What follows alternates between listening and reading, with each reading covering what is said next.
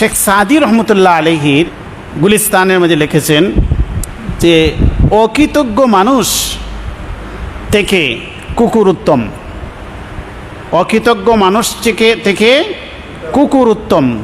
কারণ হচ্ছে তিনি বলেন যে কুকুরে যদি আপনি এক বেলা দুই বেলা খাবার দেন, এরপরে যদি তাকে পাথরও মারেন, সে আপনার কৃতজ্ঞতাটা ভুলে যাবে না।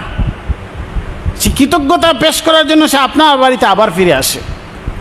সে একবেলা খাবারের কথা স্মরণ রাখে, কিন্তু আপনি তাকে যে পাথর মারছেন এটা সে স্মরণ রাখে না। তার মনে আসে সে আমাকে একবেলা খাবার দিয়েছে। আর বলেন যারা ইতর প্রকৃতির মানুষ, ইতর কমজাত কমিনা, এদেরকে যদি আপনি সারা জীবন লালন পালন করেন,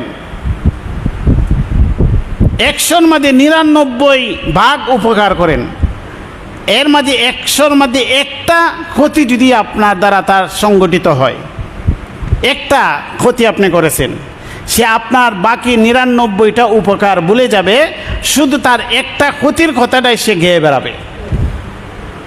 আপনার বিরুদ্ধে সে যুদ্ধ ঘোষণা করতেও সে দ্বিধা করবে না, যে আপনি তাকে সারা জীবন লালন পালন করেছেন।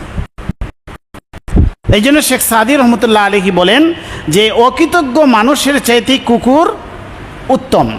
কুকুর তার মালিকের কৃতজ্ঞতা ভুলে যায় না, কিন্তু মানুষ খুব সহজেই অকৃতজ্ঞ হয়ে যায়, নিমক হারাম হয়ে যায়।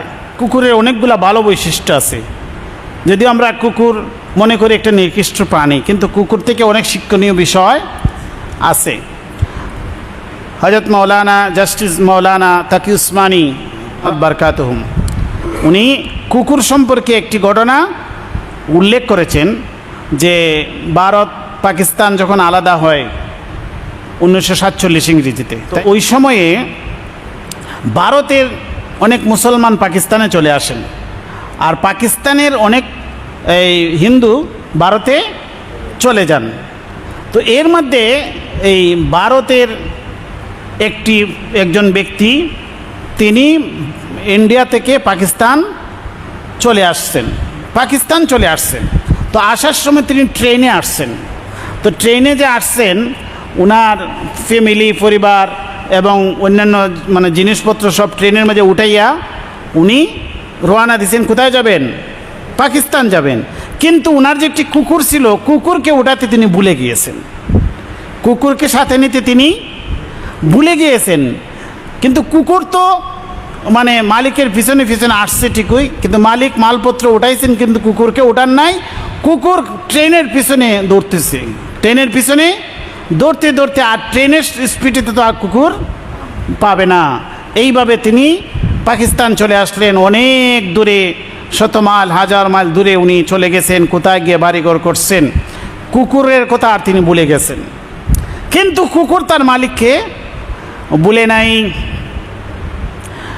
দীর্ঘ 12 বছর পর এই কুকুর 1000 মাইল পাড়ি দিয়ে, শত মাইল পাড়ি দিয়ে মালিকের গ্রাণ শুকতে শুকতে কত নগরে কত শহরে সে ঘুরছে আর মালিককে খুঁজছে। 12 বছর পর্যন্ত এই কুকুর শহরে শহরে ঘুরেছে। যে পথ দিয়ে মালিকের গাড়ি গিয়েছিল ওই পথ ধরেই সে ঘুরতে ঘুরতে 12 বছর পরে পাকিস্তানের কোনো একটি স্থানে গিয়ে তার মালিকের সন্ধান সে পেয়েছে। মালিকের কাছে যখন গেছে, মালিকের গ্রাণ সে পেয়েছে, মালিককে কুকুর জড়িয়ে ধরছে। মালিক চিন্তা করতেছে এই কুকুর কেন আমার সাথে এরকম করতেছে। ওই মালিকেরও স্মরণ হয়ে গেছে, এটা তো আমার সে পালা কুকুর। বাস্তব ঘটনা তিনি লিখেছেন। 12 বছর পরে এই কুকুর তার মালিককে খুঁজে বের করেছে। চিন্তা করেন যে একটা কুকুর তার মালিকের প্রতি কত কৃতজ্ঞশীল, কত কৃতজ্ঞতা, বাস্তব ঘটনা। তো এই জন্য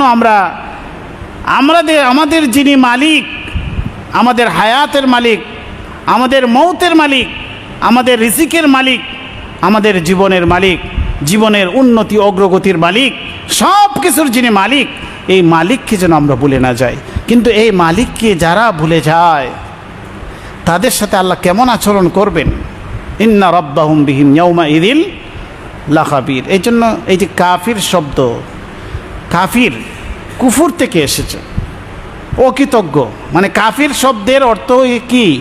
অকৃতজ্ঞ, অস্বীকারী, যে মালিকের কৃতজ্ঞতাকে অস্বীকার করে সে হচ্ছে কি? কাফির। এই জন্য আল্লাহ বলছেন লাইন শাকারতুম লাযিদান্নাকুম ওয়া লাইন কাফারতুম। দেখেন শুকরিয়ার বিপরীতে আসছে কুফরি। লাইন শাকারতুম লাযিদান্নাকুম, যদি তোমরা শুকরিয়া জ্ঞাপন করো আমি তোমাদের নিয়ামতকে বাড়াইয়া দেব।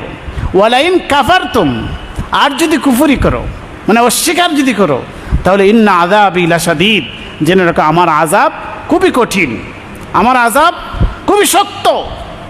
কেমন শক্ত আযাব দিবেন মালিক তিনি ভালো জানেন।